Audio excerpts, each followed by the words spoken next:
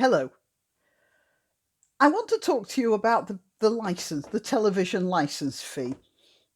I was going to say, a lot of Americans don't actually understand what the license fee is all about.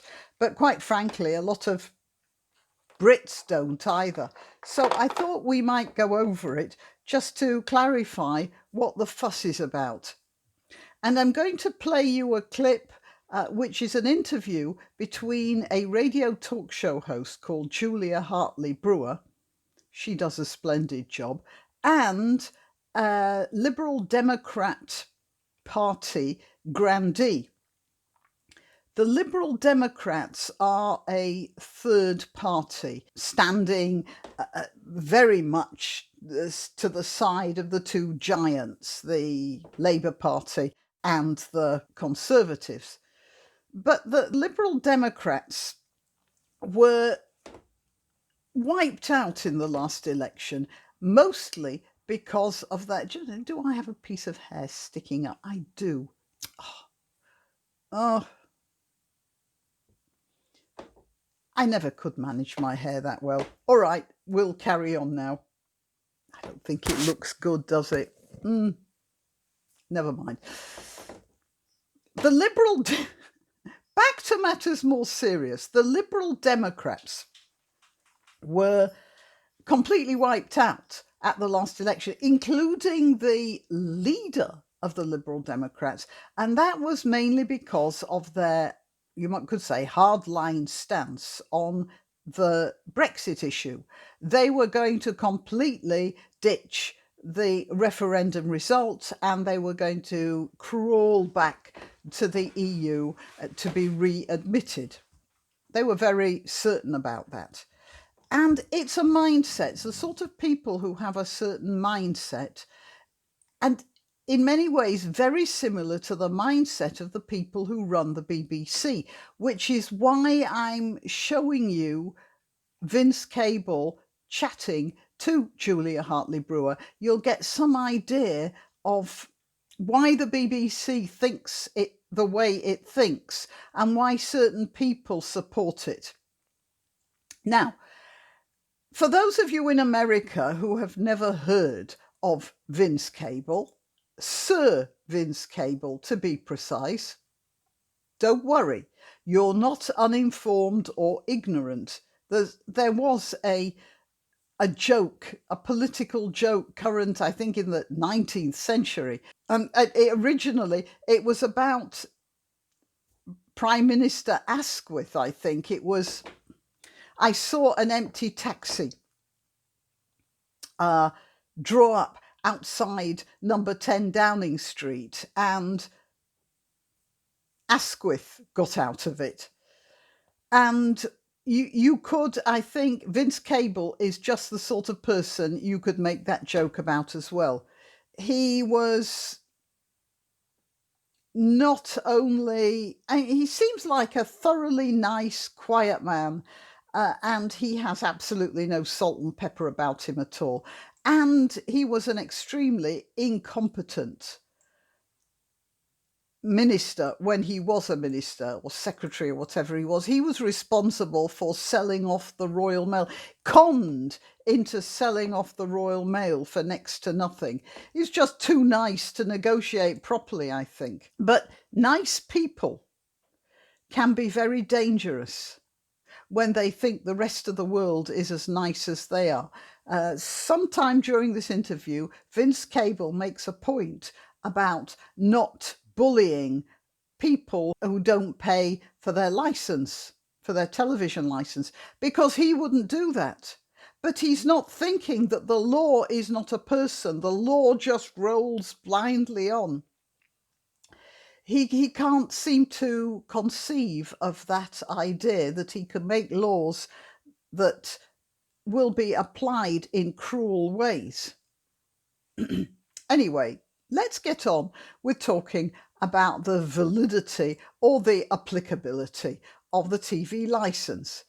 So, to explain to people who live in a world that doesn't have such things, the first license a transmission license of a sort was introduced by an Act of Parliament in 1904, and it covered the reception of experimental radio broadcasts. So this was all an experimental thing, and they were issuing licenses because I think at the time something like 80 people in the whole country could receive these things, and it was a scientific enterprise. Thereafter, when radio became a thing, that original 1904 Act was used as the basis for the Wireless Telegraphy Act of 1924.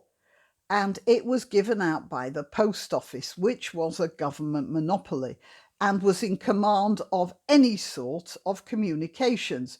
The TV license was put in place in order to provide public television broadcasting at a time when this was such a complicated thing, required such an enormous amount of heavy equipment.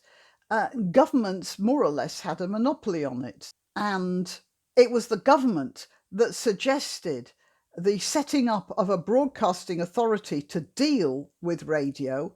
And to that end, the British Broadcasting Company was established in 1922. The programmes were funded by a cut of the sale of radio sets. So you can see it was never intended to be the vast enterprise it has now become. They were going to get their money from the sale of radio sets, and there was sponsorship as well, advertising. So you see, the Grand BBC actually started as a commercial venture. The only reason it was incorporated was because the government could see that at times of national stress, a radio station would be a useful way of transferring information to the populace. So it was a commercial venture, and it was semi-commercial even after television broadcasts started in 1934 from Alexandra Palace in North London. And then TV broadcasts were suspended during the Second World War. When they started up again in 1946, the license fee was introduced as a way of funding it. And you have to be aware of the social situation in Britain at the time. There'd been a war since 1939. That's 5 years of war. There'd been rationing, food rationing, since 1940. Britain has always had a problem producing enough food to feed its population, and the dire economic situation of the country after the war left people as badly fed as they were during the war.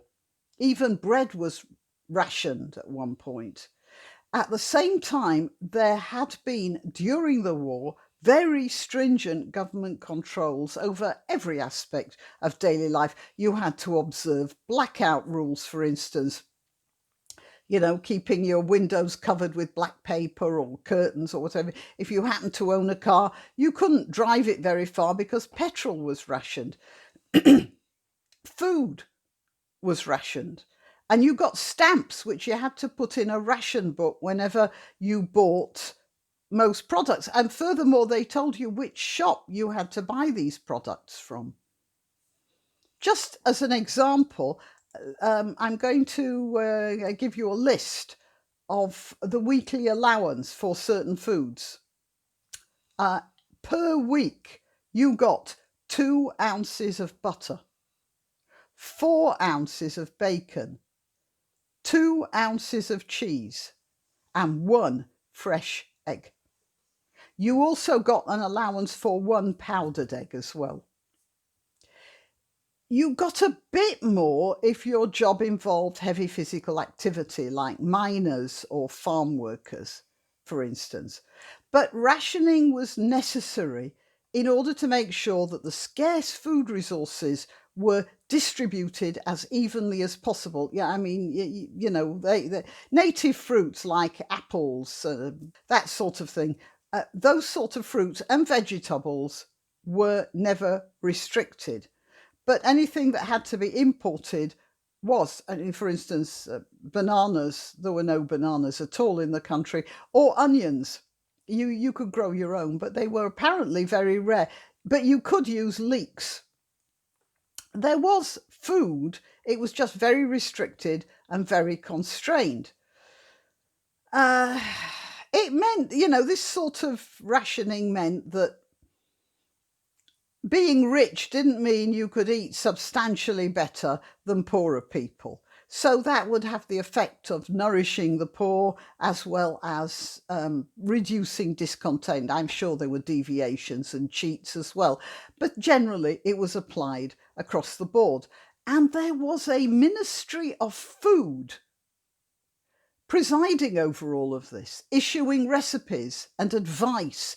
And if you went to the cinema, there were little films about how you could save food, or how you shouldn't waste food, or how you could give it to some organisation that would take it to feed pigs or whatever. They were very, very careful. It was necessary because Britain was an island besieged by hostile forces. But let's face it, when a government can tell you what you can eat, that government has a pretty tight grip on just about everything that you do. And it changed the mindset of the British people. Also, there was another reason: we were allies with Soviet Russia against Germany. So the Soviet model in the 1940s was saturating the British consciousness. The Soviet Union appeared to be doing okay under all that government control at the time, as far as most people knew.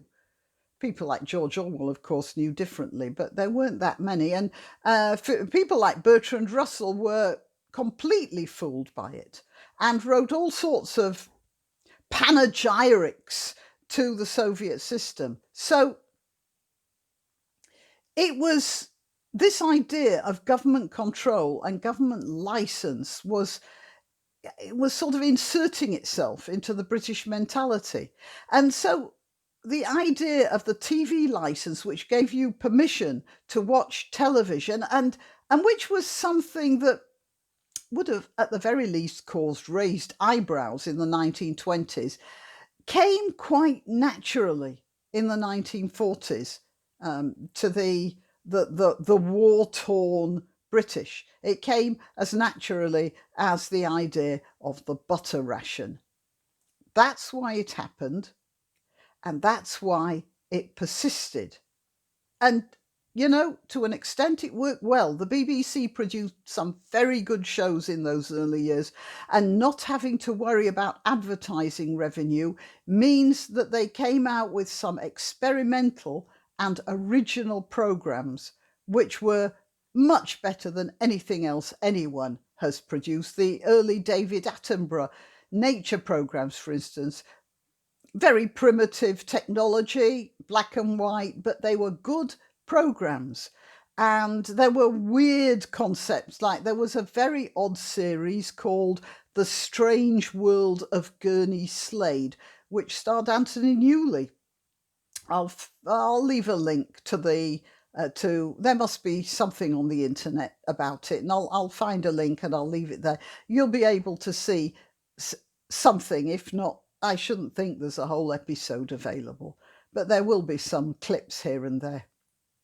And it would never have been made by a commercial company at the time. And then even later there was a show called Till Death Us Do Part, which was later on remade in America as All in the Family. I saw them both, and I want to tell you, Till Death was a completely different animal from All in the Family. By the time they took the idea and some of the scripts from Till Death Us Do Part, they took them to America, turned it into a show, but modified it to fit the restrictions that advertisers placed on the amount of outspokenness you can have in a TV show. And All in the Family was an amusing and entertaining show, but it was completely castrated as a version of the original. If you can get to see any of the Till Death Us Do Part bits on YouTube or wherever, you'll see what I mean. So the BBC were doing all right, but what happened to them was what happened to, well, many large corporations who got too self-satisfied with their product. And, by the way, who probably, like the BBC, started choosing their staff from the same sort of pool all the time. So they got the same people all the time. And the BBC has gone the same way as Kodak and Nokia, and there's a video rental company here in Britain called Blockbusters. I don't know if it was in America too. They died because of a self-satisfied executive who simply couldn't be bothered to change their opinions about what the public wanted. Now, the BBC is different because it didn't die. Although the Kodak rule applied to the BBC as well, the BBC is publicly funded. So it doesn't die. It just lurches about the airwaves like some zombie, unsure of its direction and pushed by ideological bocors into believing it has a mission. You think I'm being too strong in describing the BBC as a bunch of zombies being controlled by a voodoo priest? Well, what do you think of this? My first question to the ladies today is, how can white women not be Karens? Educate yourself, read some books so that you are aware of the histories and of white people and race. I think as well, just try not to be defensive about things, and particularly try not to be defensive about your whiteness. So I think a lot of the time when women are Karens, it's because they are completely unwilling to accept that their whiteness is a privilege, and they want instead to be treated in a special way because they're women, or they feel like they don't want to kind of interrogate how their behaving might be racist or what they're doing is problematic. So I think you have to be ready to think critically about your identity and your privilege, and that's really important. Yeah, and don't be so loud. Stop shouting and stop attacking black voices, and instead you should be uplifting them. Mm-hmm. Yeah, get out of the way, basically. Yeah, basically leave. That's not some Black Lives Matter activist. That's the BBC. Oh, and did you notice how she talked about uplifting black voices? Like, that's what they have to do, this white girl criticising white girls. She is, it's her job to uplift black voices. Like, they can't do that for themselves. That's her attitude. That's the BBC attitude. I believe, by the way, that a Conservative MP very publicly cancelled his TV licence after seeing that. Okay, but apart from that, a lot of people were very shocked by that. But apart from that, there's been a groundswell of opinion against the licence fee. First of all, technology has overtaken it. Netflix, Amazon Prime, and, well, all the other channels I can't think of right now, which weren't even imagined by the original designers of the licence fee.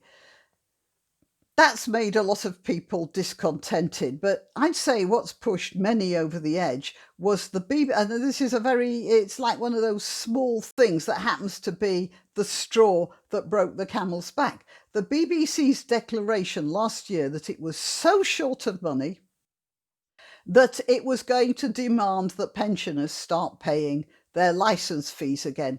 They got their licences for free at the end of the year 2000, and now they're going to have to start paying again.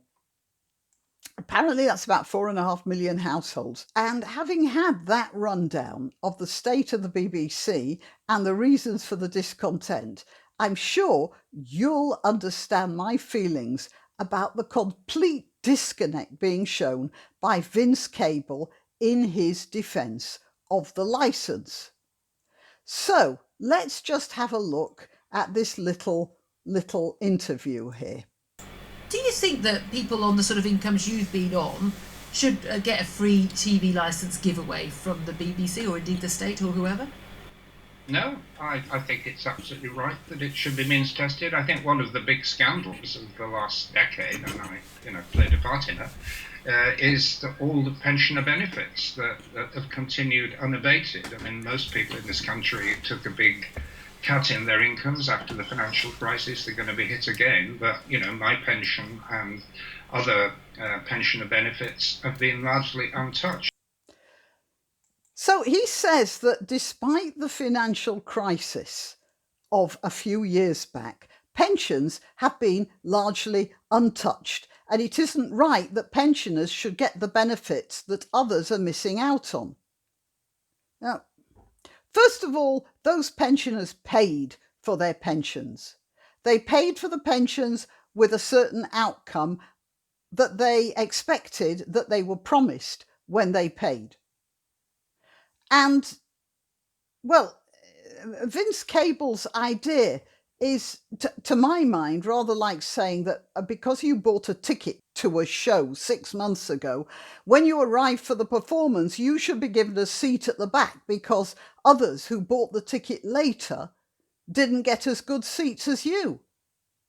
It doesn't make any sense, but Vince Cable found that a perfectly reasonable argument.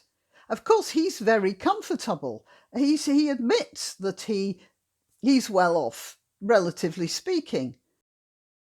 But the many pensioners really aren't, are they? Anyway, let's carry on. We're going to have to be quite hard-headed about that. So I see no problem with means testing. I think it would be outrageous for me to be given, a free licence. So he starts talking about means testing and telling everyone that we've all got to play our part because, well, he can play his part because he can afford it. And this is where I really do wonder exactly when he and reality went their separate ways. You see, although means testing might sound theoretically like a good idea, it doesn't happen by magic like Sir Vince seems to think. The problem is, I should think it's only a minority of pensioners who are, like Vince Cable, not struggling with finances right now. And when you means test people, you have to employ bureaucrats to study the incomes of your targets. So there's a very small of the pensioners who might be eligible for a reduction in their licence fee through means testing. There will be a small proportion who will be well able to afford it, and then there'll be a graduated drop-off of people who can afford it less and less. And when you're means testing people in that sort of way, you have to employ bureaucrats to study the incomes.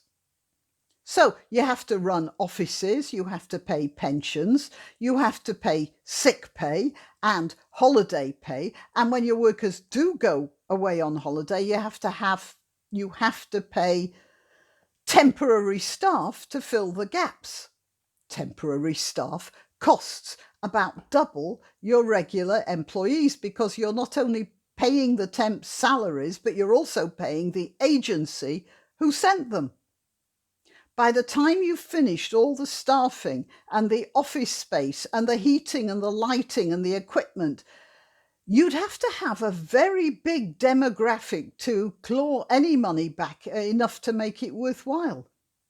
And so far as I know, as I said, there aren't that many pensioners who would come in to that demographic. The fact that Sir Vince falls into that demographic, and probably so do all his friends, reminds me of those guys in America who said they couldn't understand how Trump got elected because all their friends were voting for Hillary. And now we have this. Okay, I mean, do you think actually that there is a very, very strong argument for it being means tested, but taking away the aspect of the criminalisation of it? So if you don't pay your licence fee, if you choose not to pay, you may get, BBC might be sending you nasty letters, and you may, I don't know, cut off your TV signal. Is that even possible? I don't know. But you won't face going to jail, because the prospect of the BBC taking on an 80-year-old vulnerable old lady living alone, but who has that too much income, and taking her to court and putting her behind bars, that's not going to go down well, is it? Well, I'd be amazed if anybody's currently going to prison because they haven't paid their television licence. But you're quite right, it would be completely counterproductive. And this is exactly what is wrong with Vince Cable, as with all sorts of lawmakers recently. I've spoken about soggy thinkers before, haven't I? In this, Cable proposes a law which he then suggests should not be applied. If you can't apply a law, if you know it can't be applied, you shouldn't make it. But you've got to have some sanction. If people don't pay, then there's got to be some fine or... Should there? But that's the question. Should there be a sanction for people? You've got to have some sanction, a fine or something. What's that or something? Whipping, perhaps? Tarring and feathering? I mean, if you have a little old lady who hasn't paid her licence because she can't afford it, how the hell is she going to pay a fine? Where is this man's brain? Yes, but as you say, it is essentially a form of taxation, and we don't normally regard taxation as purely voluntary. So there has to be something behind it. But I agree, packing off a lot of older people to prison is just beyond comprehension, and is not a sensible thing to do. We don't regard taxation as purely voluntary. Of course we don't. So if I don't pay my tax on my earnings, I go to jail. That's the law. And if I must have a TV licence and I don't, then I go to jail. That's the law. And these women here, 140,000 people were found guilty in 2015, of which 101,000 were women. And they don't know why. They say mostly because women are more easily bullied when they open the door to these inspectors. They're less forceful about, these people not coming in. But many of them will be single mothers, probably not too bright to start with, and easily leaned on. And they went to jail for their crime of not paying the licence. And so the cost of what happens to their children is incalculable, and far more than a blasted licence. But these women thereafter also have a criminal record, which would cripple any future job prospects they might have. Tell you what, Sir Vince, if you want to play your part, why don't you go down to the magistrates' court from time to time and pay off the fines of the women dragged in front of the beak with unpaid TV licence charges? That might accomplish far more for society than your ideas of inapplicable laws. Why don't you treat yourself or a favoured relative or friend to these magnificent examples of promotional merchandising? The Grannyopteryx t-shirt or the Granbo mug, which comes in 2 flavours, with a firearm or the more deadly knitting needles. And whatever platform you're watching this on, please click like, subscribe and share.